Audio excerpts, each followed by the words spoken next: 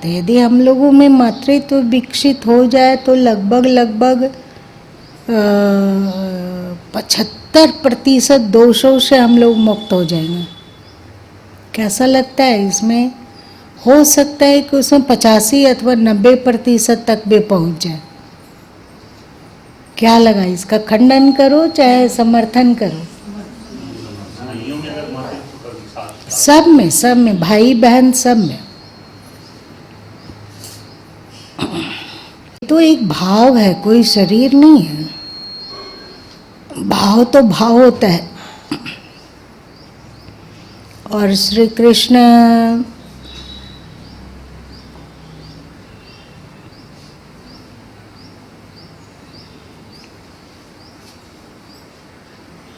शरीर का तप बतलाए, वचन का तप बतलाए और विचार का तप बदलाए और फिर भाव का तप बदलाए। तो उनका कहना था शरीर का तप बहुत उत्तम है, पर इससे उत्तम है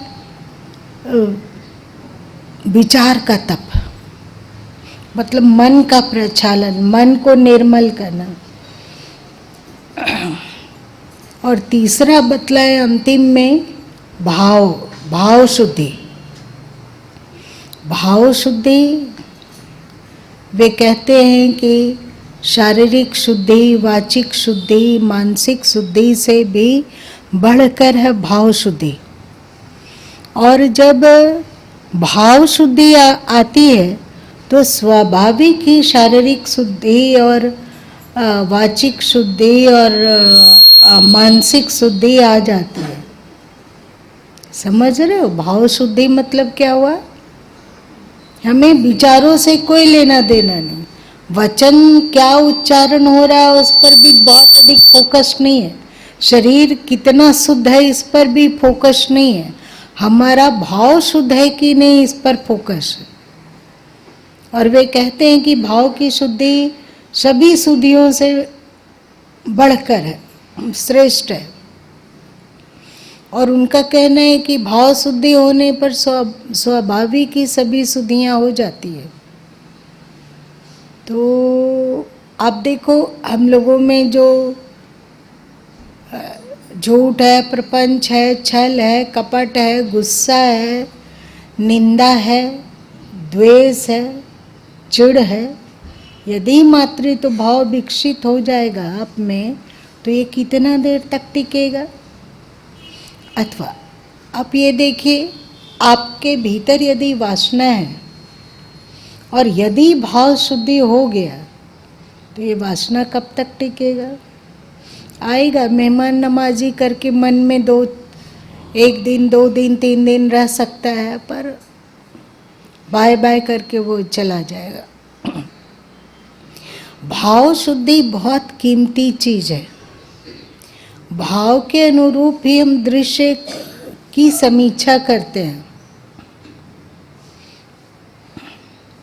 भाव के अनुसार हम लोग दृश्य की समीक्षा करते हैं, मतलब क्या हुआ?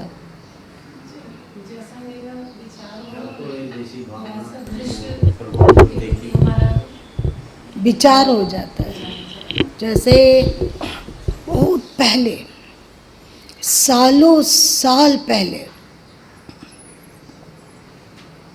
शायद 25-30 साल पहले अथवा 35-40 साल पहले, एक पढ़ो समझो और करो गीता प्रेस गोरखपुर की पुस्तक थी। उसका बहुत सारे खंडों में है।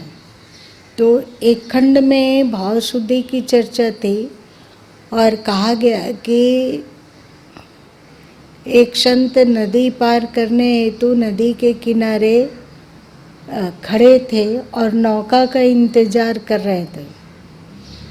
और वो देखें कि दूर एक युवक और युवती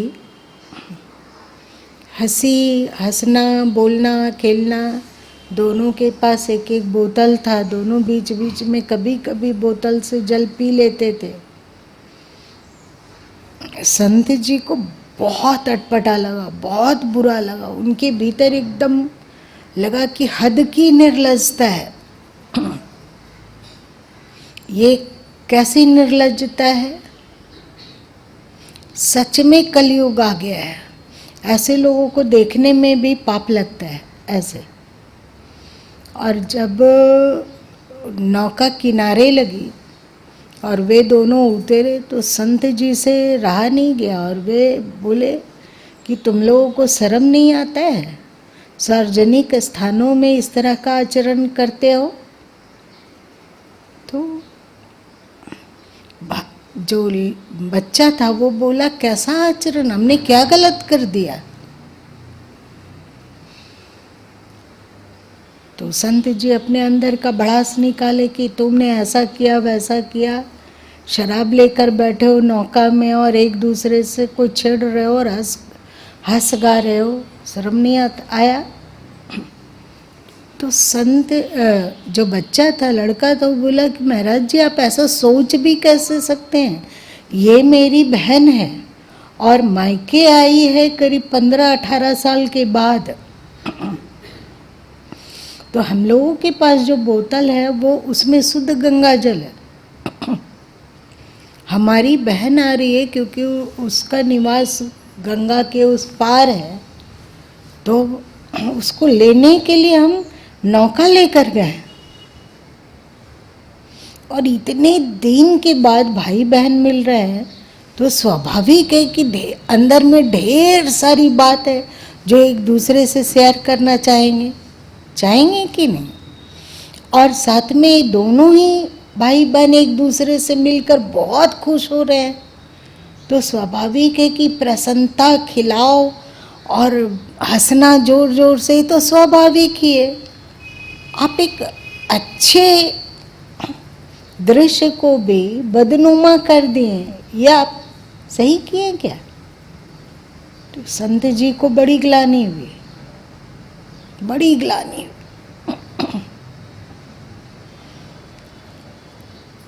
वैसे ही दृष्टि के अनुसार सृष्टि बन जाती है। आप जिस दृष्टि से देखो अगले को, यदि आप में मातृत्व भाव धीरे धीरे धीरे धीरे करके विकसित होता जाता है तो आप में जो क्वालिटी है वो अद्भुत हो जाती है। बिना अलग से साधन किए, बिना अलग से तप किए, इसका गुरु माँ अनुभव किए। सरकार प्रभु के अंतिम 5-6 सालों में अजीब तरह से मातृत्व भाव विकसित हो गया था, जबकि वे मेरे गुरु थे और एक शिष्य की तरह ही होना चाहिए था, पर शिष्य रहा गया। इस समय उनको शिष्य की नहीं, किसी मातृत्व हृदय की आवश्यकता है जो उनके दुख को, सुख को, अनुकूलता को, प्रतिकूलता को बढ़िया से समझ सके। और ये मातृत्व भाव हो सकता है कि गॉड गिफ्ट हो, क्योंकि अक्सर होता है कि मातृत्व भाव अपने बच्चों में तो होता है पर अपने देवरानी के बच्चों में नहीं होता है, अथवा अपने बच्चे में तो मातृत्व पितृत्व भाव होता है पर अपने भाई के बच्चों में नहीं होता है। होता है क्या? ये लोग कैसे जानेंगे जब उसका अपना भाई ही ना हो तो, अथवा बहन ही ना हो। ऐसा हो पाता है कि जैसे अपने बच्चों पर मातृत्व भाव है वैसे ही सबसे पहला तो आ जाता है भाई बहन, बाद में गुरु भाई और जान पहचान अड़ोस पड़ोस सब आएगा। लेकिन जिस परिवार का डीएनए एक है, हम सब भाई बहन हैं, एक ही माँ से जन्म लिए, उसके बच्चों पर उतना अधिक अपनापन और प्रेम हो सकता है कि असंभव? चुप मत रहो, बताओ तो।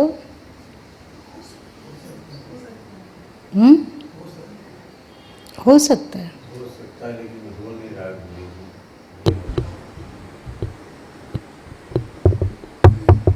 और एक बात है, भाई और बहन के बच्चों के प्रति जो हमारी अपेक्षा है वो पूरी नहीं हो पाती है तो हम वहाँ से दूर हो जाते हैं। होते हैं ना, तटस्थी रहने में ज़्यादा अच्छा है। तो क्या अपने बच्चों से यदि अपेक्षा पूरी ना हो रही हो तो क्या उससे तटस्थ हुआ जा पाता है?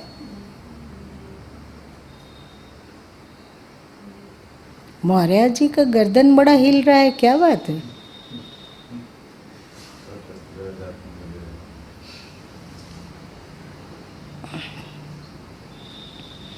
और एक बात है, अभी गुरु माँ जब अपने कच्छ में थे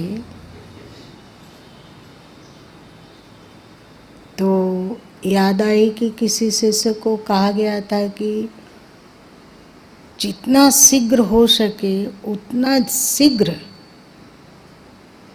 जो तेरे भीतर मोह है ना उसको हटाओ, वरना अभी यदि एक दो ढेला खा रहे हो तो फिर डंडा से पिटाने के लिए तैयार हो जाओ। कुदरत।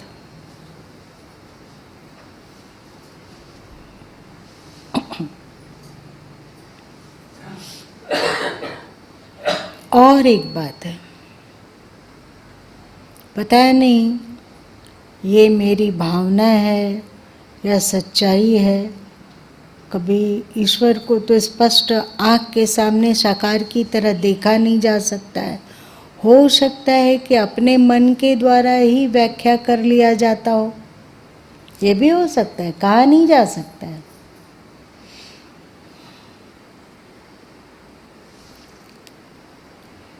ऐसा लगता है कि वो अजीब का प्रेमी है, अजीब, थोड़ा सनकी, थोड़ा बहका हुआ, थोड़ा थोड़ा थोड़ा दीवाना और पागल।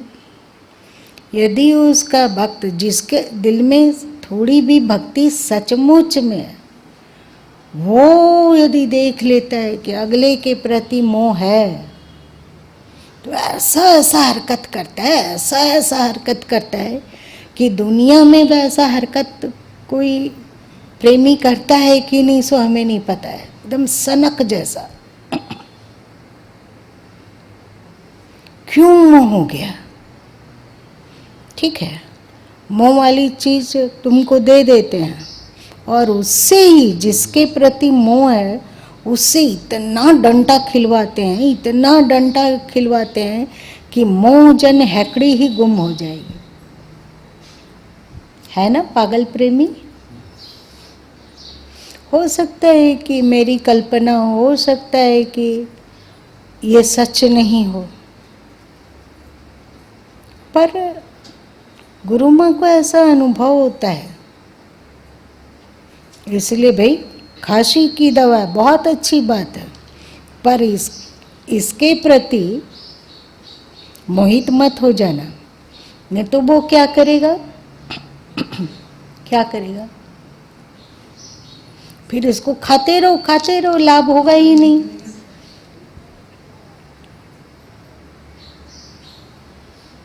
आप लोगों को कभी ऐसा अनुभव नहीं हुआ? जाम एक बार गुरु माँ को एक कलम बहुत पसंद आ गया था, रांची में थे और गीता लिख रहे थे, तो एक कलम वे लोग बंदगी की थी, अर्ची लोग, तो वो हमें बहुत अच्छा लगा।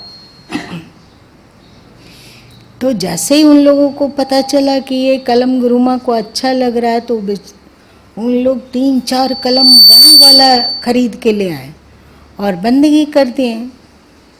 तो गुरु माँ भी बहुत खुश हुए कि चलो भाई ठीक है, तो अब लिखते हैं उस कलम से। वहाँ पर उन लोग सब चीज़ चास के लिया था, एकदम तुरंत बना हुआ था, एक्सपायरी लिस्ट भी नहीं था, ऐसा नहीं कि 2-3 साल हो गया। अब लिखते हैं तो लिखाता ही नहीं, कॉपी में लिखते हैं तो अच्छा लिखाता है और उसमें कागज़ में लिखते हैं तो लिखाता ही नहीं। एकदम हैरान हो गए, बहुत लिखने का कोशिश के नहीं से नहीं लिखाया। ग्रेडे आए तो वो कलम भी ले आए तो उसको लिखते रहे, एकदम हार गए। का लिखे तो थोड़ा सा तो अक्षर दिखे, बाकी ऐसे सूखा चिसा जाए। हैरान हो गए, फिर सारा कलम समेट कर एक तरफ रख दिए कि भाई इसे नहीं लिखना है। और अभी जब जहाँ पे रखा हुआ था वो कलम, उसको खोला गया तो वो कलम दिखी तो याद आ गई, तो लगा कि एक बार लिख कर देखते हैं ना कि कैसा चल रहा है। उस घटना को हो गया होगा लगभग 2.5 साल 3 साल, 3 साल से वो कलम रखा हुआ है। तो लगा कि एक बार देखते ना लिख कर, अभी लिखने लगी एकदम परफेक्ट परफेक्ट लिखा रहा है, बढ़िया से कागज में भी कॉपी में भी बढ़िया लिखा रहा है। तो लगता है कि हे भगवान, इसीलिए मीराबाई कही कि प्रेम मैं जो जानती प्रेम किए दुख होए, नगर ढिंडोरा पीटती प्रेम करो मत कोई मत प्रेम करो। अति प्रेम यदि बढ़ जाता हो तो उनका ये हरकत शुरू हो जाता है। आप लोग को डर लग रहा है?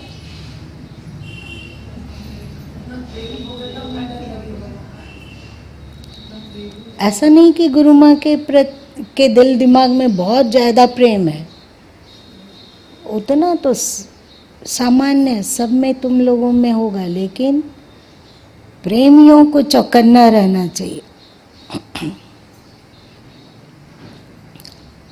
वो मालिक सब कुछ देख सकता है, पर आप उनके अतिरिक्त किसी और को भी देखते हो, ये उनको बिल्कुल पसंद नहीं है। इसी को अनन्य भक्ति कहा जाता है, जो आप लोग गीता में कहा से हा तक पूरा हर जगह अनन्य भक्ति अनन्य भक्ति अनन्य भक्ति अनन्य भक्ति सुनते रहे। और अनन्य भक्ति की कितनी गाथा कृष्ण कहते हैं, कितना उपदेश करते हैं। अनन्य भक्ति क्या है? यही तो है। एक अनन्य भक्ति होती है कि स्वेच्छा से करें, चारों तरफ से मन को सिमेट कर और उनमें लगा रहे हैं, ये अनन्य भक्ति है, बहुत अच्छी बात है। पर कभी कभी ना उनको अनन्य भक्ति की अपेक्षा भी होने लगती है। हम लोग को तो गीता में कहते हैं कि अपेक्षा नहीं रखनी चाहिए, और स्वयं अपेक्षा रखते हैं। बताओ ये सही है क्या? सही है? जल्दी कोई मिलता नहीं ना।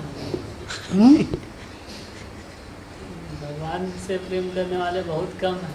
एक आध वो मिल गए तो भाई कैसे छोड़ सकते हैं।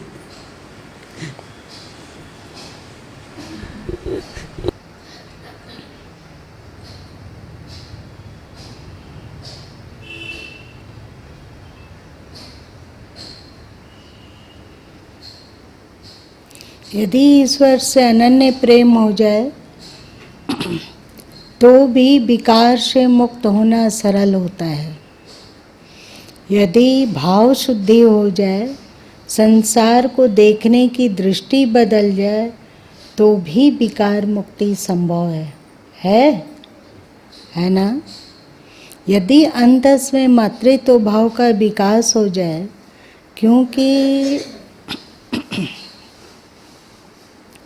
तुम लोगों का शास्त्र कहता है कि दुनिया में सबसे अधिक प्रेम करने वाले ईश्वर ही होते हैं। ईश्वर हमारे माता हैं, पिता हैं, बंधु हैं, सखा हैं, सब कुछ है वहीं। और वे जीवों से जितना प्रेम करते हैं और जीवों का जितना मंगल चाहते हैं, वैसा कोई नहीं ना प्रेम कर सकता है ना मंगल चाह सकता है। फिर शास्त्र कहता है कि उसके बाद सर्वाधिक हित चाहने वाले सच्चे गुरु होते हैं। पर सच्चे गुरु आसान है मिलना क्या? नहीं। फिर तीसरे में शास्त्र कहता है कि ईश्वर और सच्चे सद्गुरु के बाद यदि कोई निष्काम अपेक्षा रहित प्रेम कर सकता है तो वो माँ है।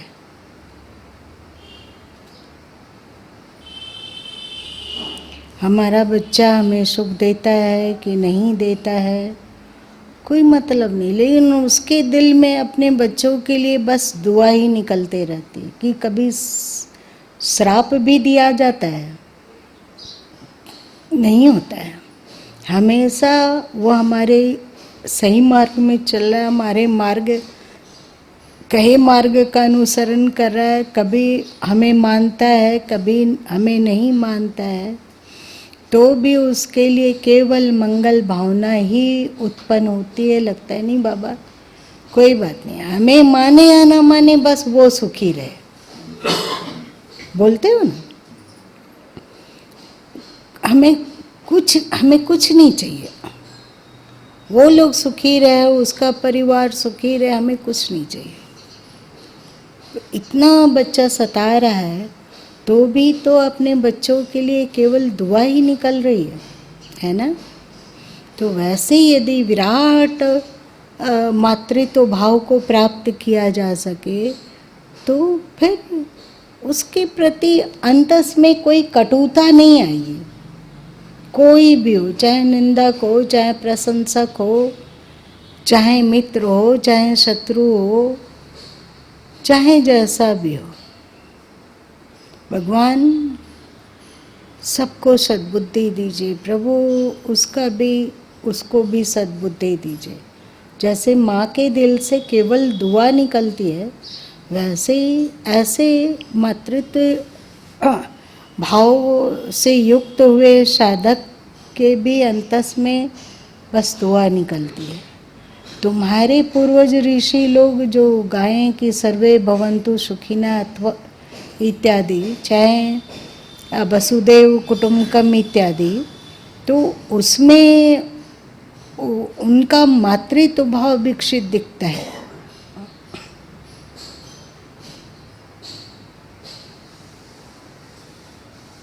और तो और केवल आदमी के प्रति मातृत्व भाव ऐसा नहीं, जैसे जैसे मातृत्व विकसित होता जाता है वैसे वैसे पशु पक्षी चिड़िया कबूतर में भी वात्सल्य रहता है। और केवल जीवित ही चीज़ों में नहीं, यदि मातृत्व भाव विकसित होता गया तो पेड़ में, पौधे में, हवा में, पानी में। इसका मतलब हमारे ऋषि लोग जो गाएं ओम धः शांति अंतरिक्ष शांति आपः शांति, उसमें उनका विस्तारित मातृत्व दिखता है। वे अब इतना विस्तार को उनका मातृत्व प्राप्त कर लिया है कि अब उनको ग्रह नक्षत्र तारे पेड़ पौधे नदियाँ पहाड़ सब कुछ में वात्सल्य है। यदि इस स्थिति को प्राप्त किया जा सके तो बताओ कि अंतस में शांति और सुकून रहेगा, काम क्रोध इत्यादि से मुक्ति मिल जाएगी कि नहीं मिलेगी। किसे विकार की दृष्टि से देखा जाए, किसे द्वेष और दुश्मनी की दृष्टि से देखा जाए, किस पशु पक्षी को प्रताड़ित किया जाए अथवा किस आदमी को प्रताड़ित किया जाए, बस वो पूर्णत्व को प्राप्त कर लेता है। और जिसका इतना विशाल मातृत्व हो गया, जो जड़ प्रकृति तक पहुंच गया, तो समझो कि उसे अनिवार्य रूप से वासुदेवा सर्वम की अनुभूति होने लगेगी, अथवा ईशावास्यम इदम सर्वम जो कहा गया, इसकी अनुभूति होने लगेगी। ये आसान मार्ग है कि कठिन मार्ग है?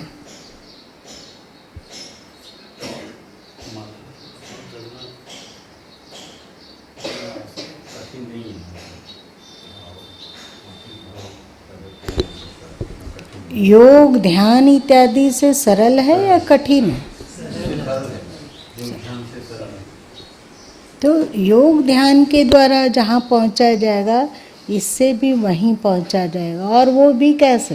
हंसते हंसते। वो भी ऐसा नहीं है कि आंख बंद कर लेना पड़ेगा कि किसी को मत देखो, ऐसा नहीं। सबको देखो, सबको प्रेम बांटो, सबसे प्रेम करो, और मस्त रहो, ना ये इच्छा ना वो इच्छा, सब सुखी हो, सब प्रसन्न हो, सब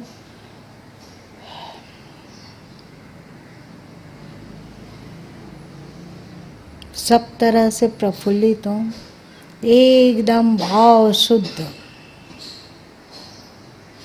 अब तो भाव शुद्धि का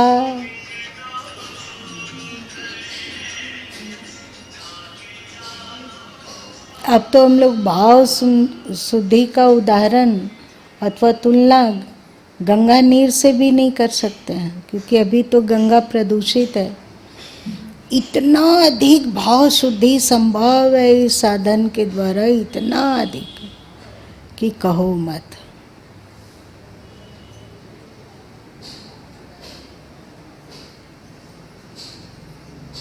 और एक बात है, जिसके भीतर मातृत्व भाव न भी विकसित होता हो, वो यदि इस भावना को रखे कि जैसे हम ईश्वर के संतति हैं, संतान हैं, वैसे ये लोग भी हैं, है ना, तो ये हमारे अपने हो गए, हमारा अपना परिवार है, कोई दूसरा नहीं है, कोई गैर नहीं है, सब हमारे अपने हैं।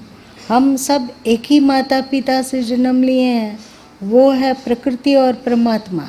सही बात है ना, कि इसके अतिरिक्त और किसी चीज़ से जन्म लिए हैं?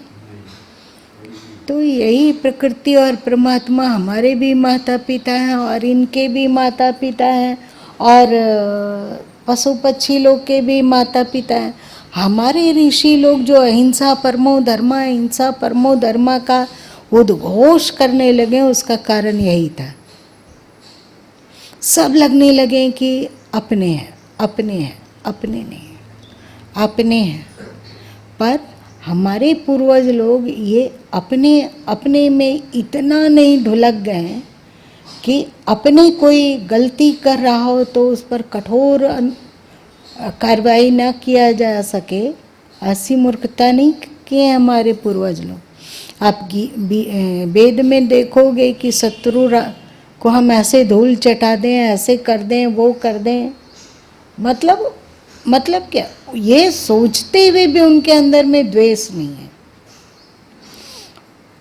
कर्तव्य के अनुसार कदम उठाते हुए भी उनमें कोई द्वेष नहीं है, कोई उसके प्रति नफरत नहीं है, कोई उस स्थायी चिढ़ नहीं है। कठोर कदम उठाने का है, उसके हित में उठा लिया गया। फिर जैसे ही आप पीठ उधर करो तो तेरा दिमाग भी शांत हो जाना चाहिए, और जिसके प्रति कठोर कदम उठाया गया उसके प्रति जो चिड़ कुड़कुड़ कुड़कुड़ कुड़कुड़ दिमाग में चक्कर काट रहा है, वो भी समाप्त हो जाना चाहिए।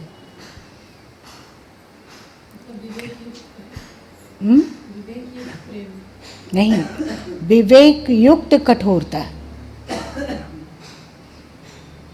विवेक युक्त कठोरता। कठोर होते हुए भी कठोर नहीं है, वहाँ कोई अपना स्वार्थ नहीं है, वहाँ उसी का हित है। लेकिन इसका मतलब ये नहीं है कि इस विवेक युक्त कठोरता में इतने अधिक ढुलक जाएं, इतने अधिक ढुलक जाएं कि अपने बच्चे लोग कुछ गलती करे तो वो हमें दिखे ही नहीं। इसीलिए तो गीता में श्री कृष्ण समत्वम योग उच्यते कहते हैं, सावधान, प्रेम करना है पर ढुलकाओ नहीं, कठोर होना है पर परायापन का एहसास नहीं।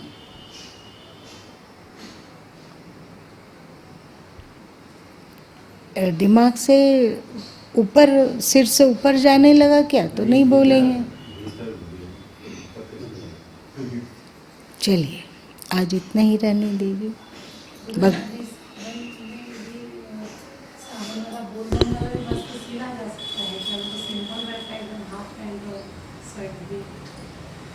लेकिन अब तो समय है क्या, ये सब अच्छा है, बहुत अच्छा है, लेकिन ये सब तब होता है जब 1-2 महीना और पहले होता है। पर ये जो भी बोला चुन्नी जैसा, वो अभी दशहरा देर है तो हो सकता है।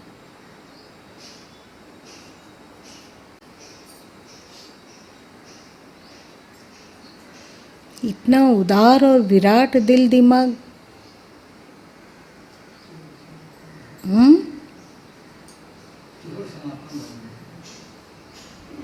क्या इतना उदार और विराट सोच हम लोग सबको धारण कर पाएंगे?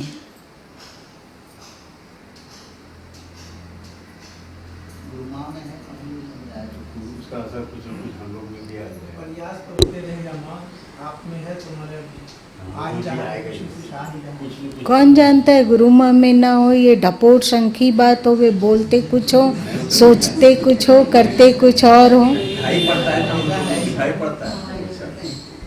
ये अगर जो गुरुमा में मुझे नहीं रहता तो जो अच्छाई उन लोग में आ रही है वो नहीं आता। अगर दिखावा रहता अगर दिखावा रहता तो हम लोग में वो सुधार आता ही नहीं, कुछ भी नहीं आता। चलो ये प्रशंसा पुराण को यहीं समाप्त करके उठते हैं, ठीक है?